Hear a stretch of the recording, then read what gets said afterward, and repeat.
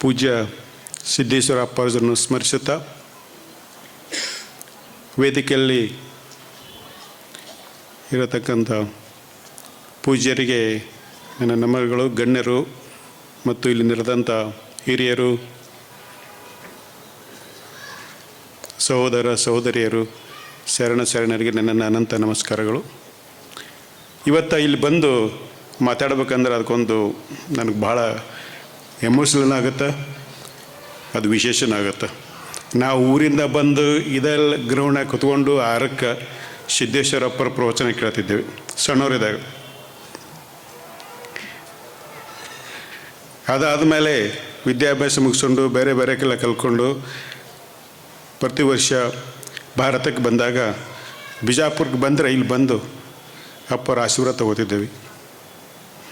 ನಾವು ಬಿಜಾಪುರದಾಗ ಒಂದು 7-8 ವರ್ಷ ಹಿಂದುಗಡೆ ಈ ಕೋಟಿ ವೃಕ್ಷ ಅಭಿಯಾನ ಬಗ್ಗೆ ನೀವೆಲ್ಲ ಕೇಳಿರ್ಬೋದು. Nature camping, ecosystem restoration camping ಅಂತ ಮಾಡಿದ್ದೇವೆ. ಅಪ್ಪವ್ರ ಜೊತೆಗೂ ಬಂದು ಹಲವಾರು ಸಲಹೆಗಳನ್ನು ಕೊಟ್ಟು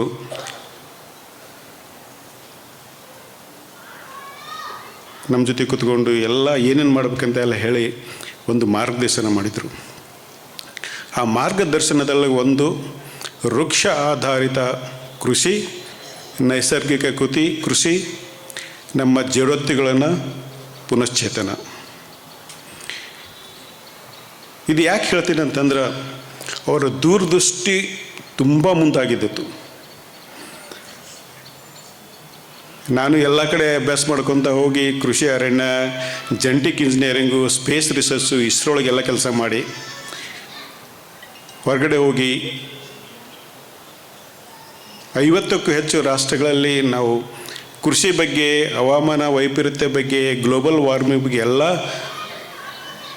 ವಿಷಯ ಬಗ್ಗೆ ಚರ್ಚಿಸ್ತಾ ಹೋದಾಗ ಒಂದು ಗೊತ್ತಾಗಿದ್ದು ನಿಜವಾಯಿತು.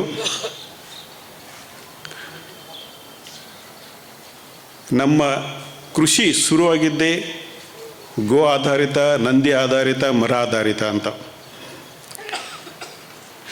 ನಾವು ಈಜಿಪ್ಟ್ ಒಳಗಿದ್ದಾಗ ಒಂದು ದೊಡ್ಡ ಲೈಬ್ರರಿ ಇದೆ. ನಮ್ಮದು ಇರ್ತಕ್ಕಂಥ ಎಲ್ಲ ಪುಸ್ತಕಗಳನ್ನು ಸುಟ್ಟು ಹಾಕಿದ್ರು ಹೋಗಿರ್ಬೋದು. ಬಟ್ ಈಜಿಪ್ಟ್ ಬಿಬ್ಲಿಕ್ಗ ಅಂತಿದೆ. ಅಲ್ಲಿ ಹೋಗಿ ನಾವು ಸ್ಟಡಿ ಮಾಡಿದಾಗ ಅಲ್ಲೊಬ್ಬರು ನೊಬೆಲ್ ಲಾರೆಟ್ ಪ್ರೊಫೆಸರ್ ಇಸ್ಮಾಯಿಲ್ ಅಂತ ತಿಳ್ಕೊಂಡು, is very well known person. ಅವ್ರು ನನಗೆ ಕೇಳಿದರು, ಬ್ರದರ್ ಸಾಹೇಬ್ರೆ, ನಿಮ್ಗೆ ಗೊತ್ತು ನಿಮ್ಮ ಆಹಾರ ಪದ್ಧತಿಗಳು ಏನು ಅಂತ. ನಾವು ನಮ್ಮ ಕಡೆ ಜೋಳ ತಿಂತಿದ್ದೇವೆ, ಸಜ್ಜಿ ಉಣ್ತಿದ್ದೇವೆ, ನವಣಿ ಉಣ್ತಿದ್ದೇವೆ ಸರ್, ನಮ್ಮದು ಮಿಲೆಟ್ ಬೇಸ್ಡ್ ಫುಡ್ ಸಿಸ್ಟಮು ಅಂತ ಹೇಳಿದೆ ಅವರಿಗೆ. ಇಲ್ಲ ಅಂತ ಹೇಳಿದ್ರು ಅವರು. ಮತ್ತೇನು ಅಂತ ವಿಚಾರ ಮಾಡಿದಾಗ ಒಂದು ಕೆಲವೊಂದಷ್ಟು ನಮ್ಮ ಹಳಿ ಪರಂಪರೆ 800ಕ್ಕೆ ಹಿಂದಿನ ಪುಸ್ತಕಗಳನ್ನು ನಾವು ನೋಡಿದಾಗ, ನಾವೆಲ್ಲ ಈಗ ಸಿರಿಧಾನ್ಯ ಅಂತಿರೋ ನಮ್ಮ ಹಳಿ ಊಟ ಅನ್ಬೋದು.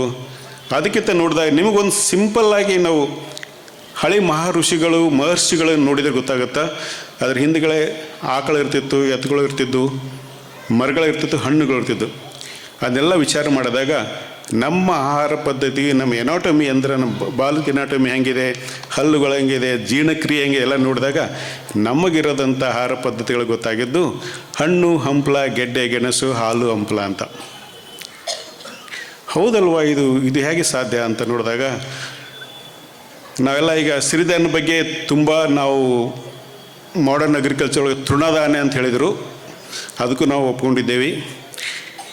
ನಮ್ಮ ಎಲ್ಲ ಬೇಳೆಕಾಳುಗಳಿಗೆ ದನಗಳು, ಹಕ್ಕಿಗಳನ್ನ ಹೆಸರಿಟ್ರು. ಈಗ ನೋಡ್ಬೇಕು, ನೀವು ಇಂಗ್ಲೀಷ್ ನೀವು ಹೆಸರಿಡ್ಬೇಕು. ಹಾರ್ಸ್ ಗ್ರಾಮ್, ಹುರುಳಿಗೆ ಹಾರ್ಸ್ ಗ್ರಾಮ್ ಅಂತೇವಿ. ಚಿಕ್ಪಿ, ಪಿಜನ್ ಪಿ, ಕೌಪಿ, ಈ ಥರ ಎಲ್ಲ ಪ್ರಾಣಿ ಪಕ್ಷಿಗಳು ಮತ್ತು ದನಗಳು ಹೆಸರಿಟ್ಟಾಗ ನಾವಂದು ಅದು ನಮ್ಮ ಆಹಾರ ಅಲ್ಲ ಅಂತ ತಿಳ್ಕೊಂಡಿದ್ದೇವೆ. ಅದಕ್ಕೆ ನಮ್ಮ ಆಹಾರಗಳನ್ನು ನಾವು ಬದಲಾಯಿಸಿದ್ದೇವೆ. ಏನು ನೋಡ್ತಾ ಹೋದಾಗ ನಮ್ಮ ಮೂಲಭೂತ ಆಹಾರಗಳು ಎಲ್ಲ ನಾವು ಮಾತಾಡ್ತಿದ್ದೇವೆ, ಮರೆತು ಹೋದ ಆಹಾರಗಳಂತಿದ್ದೆ ನಾವು. ಈ ಪಿಜ್ಜಾ ತಿಂತಿರೋ ಪಿಜ್ಜಾ ಇನ್ನೊಂದು ಕೆಲವೊಂದು ದಿವಸ ಮರೆತು ಹೋಗ್ತೇವೆ ನಾವು. ಮೂಲಭೂತ ಆಹಾರ ಪದ್ಧತಿಗಳು ನಮಗೆ ಏನು ಅಂತಂದರೆ, ಅದು ನಾವು ಉಪವಾಸ ಮಾಡಿದಾಗ ಏನು ತಿಂತೇವೆ ನಾವು, ಹಣ್ಣು, ಹಂಪಲು, ಗೆಡ್ಡೆ, ಗೆಣಸಲ್ವ, ಅದು ನಮ್ಮ ಮೂಲ ಆಹಾರ ಪದ್ಧತಿಗಳು. ಆ ಮೂಲ ಆಹಾರ ಪದ್ಧತಿಗಳು ಒಳಗೆ ವಾಪಸ್ಸು ಬರಬೇಕಂತಂದ್ರೆ ನಾವು ನಂದಿ ಆಧಾರಿತ, ಮರ ಆಧಾರಿತ ಕೃಷಿಗೆ ಹೋಗಬೇಕಾಗತ್ತೆ.